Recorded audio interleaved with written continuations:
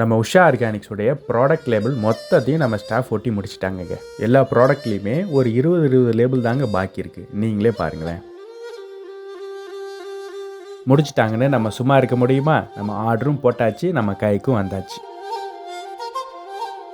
நம்மளுடைய எல்லா ப்ராடக்ட்ஸ்க்கான லேபிளும் இதில் இருக்குங்க. உதாரணத்துக்கு பெண்களுக்கான குளியல் பொடி, ஆண்களுக்கான குளியல் பொடி, ஏபிசி மால்ட்டு, ராகி மால்ட்டு, இந்த மாதிரி ப்ராடக்ட்ஸ்க்கான லேபிள் மொத்தமும் இதில் இருக்கும். நம்ம ஓரளவுக்கு டீசெண்டான ப்ரைஸில் உள்ள லேபிள்ஸ் தான் நம்ம ப்ராடக்ட்டுக்கு நம்ம பயன்படுத்துகிறோம்.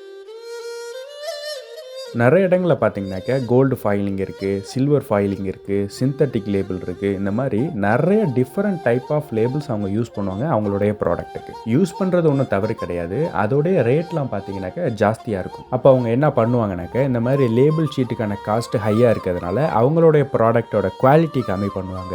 இல்லை அப்படின்னாக்கா அந்த ப்ராடக்ட்கான ரேட்டை ஜாஸ்தி பண்ணி உங்கள்கிட்ட வாங்குவாங்க. வேறு என்ன பண்ணுறது? அதானே பண்ணி ஆகணும்.